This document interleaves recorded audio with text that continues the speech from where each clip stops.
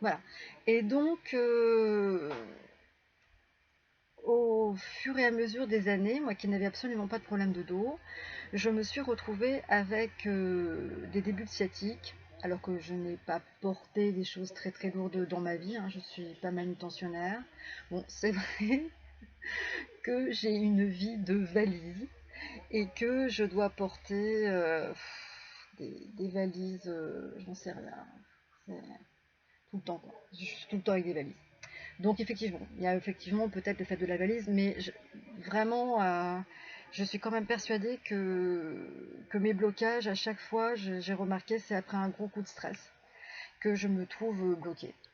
Et donc, ces dernières années, je les ai passées auprès de quelqu'un qui n'était pas quelqu'un de forcément très positif. C'était pas quelqu'un de calme non plus. C'est quelqu'un qui a énormément de dépendance à tous les niveaux, hein. Affectif, mais dépendance d'alcool, dépendance de drogue, enfin c'était quand même assez lourd à gérer. Et donc, comme je pense que je le fais depuis toute ma vie, à chaque fois qu'il y a des environnements qui me stressent ou quand ça va pas, eh bien j'emmagasine. C'est-à-dire que peut-être qu'à un moment donné, je vais crier ouais stop, c'est bon, j'en ai marre. Ouais, voilà, ouais stop, c'est bon, j'en ai marre. Ça va jamais très loin, mais j'ai dû garder ça. Je garde ça assez pendant pas mal de temps. Et donc je sentais que mon corps, là, ça fait plusieurs fois que je sens qu'il m'envoie des petits messages et qui me dit là, maintenant, faut que tu fasses quelque chose, quoi. Voilà. Alors, faire quoi? Parce que je sais que mon corps me dit stop, mais quelque part, la tête, elle n'est pas prête à dire stop, hein. Elle n'est pas prête. Donc, j'ai envie de dire, je ne me vois pas du tout bipolaire, hein. On m'a jamais dit que j'étais bipolaire, ni schizophrène.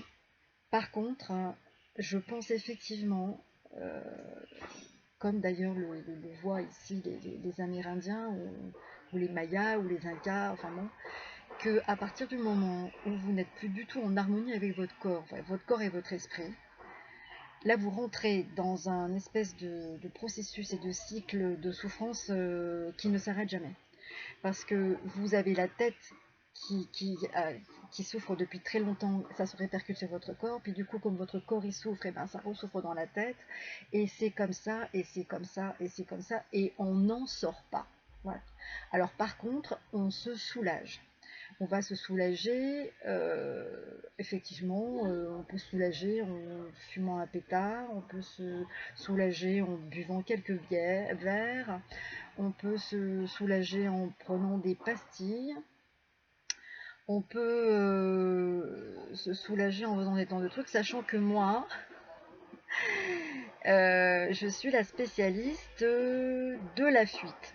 C'est-à-dire que l'environnement est toxique, la relation est toxique, euh, l'esprit, le corps, ils n'en peuvent plus, faut que ça s'arrête. Donc je ne prends aucun palliatif pour supporter davantage la situation. C'est en fait j'ai envie de dire, c'est le clapet de sécurité, car quand c'est atteint là, comme il n'y a aucun placebo, aucun onguent qui va permettre de soulager un petit peu les douleurs, bah, je m'en vais. Donc, on va dire qu'aujourd'hui j'en suis à mon troisième divorce. Et c'est pas tant le travail sur la relation amoureuse que j'ai voulu chercher. J'ai envie de dire que là-dessus, je jette totalement l'éponge et que c'est pas vraiment ça qui va m'intéresser. Aujourd'hui, sur ce quoi je voulais travailler, c'est sur l'extrême souffrance dans laquelle certaines situations aujourd'hui me mettent, c'est-à-dire que quand c'est la même situation m'arrivait à 30 ans, je la supportais, j'allais rigoler un coup, vous passez du bon temps avec une copine, vous allez faire un truc sympa, et puis voilà, ça passe, et- mais malheureusement, je pense que toutes ces agressions, c'est un petit peu comme les métaux lourds, hein, c'est-à-dire qu'on les engrange dans le corps et puis on s'en débarrasse jamais. Et donc, si à un moment donné, on ne prend pas la décision de s'en débarrasser, une fois pour toutes, déjà de se débarrasser de ça. Après, il y a le travail de comment faire pour ne plus en reprendre. Donc, c'est quand même deux étapes. Mais donc, d'où pour moi ce processus de salvation qui va être de me débarrasser des impuretés accumulées depuis l'enfance en fait. Et, euh, et donc ça fait quand même, c'est quand même du lourd, hein. Voilà, ça va pas se passer en 5 minutes. Si j'étais allée voir un psychothérapeute, peut-être que je serais allée le voir en me disant voilà, c'est mon troisième divorce, etc. Bref. Et on aurait travaillé, bon, on serait arrivé certainement au point sur lequel je suis arrivée là aujourd'hui. Peut-être que d'autres personnes vont être moins rapides aussi, il leur faudra peut-être des années hein, de travail avec un chaman, etc. Mais bon, pour mon cas à moi, là, je pense avoir mis quand même le doigt sur, sur ce qui était en fait le problème.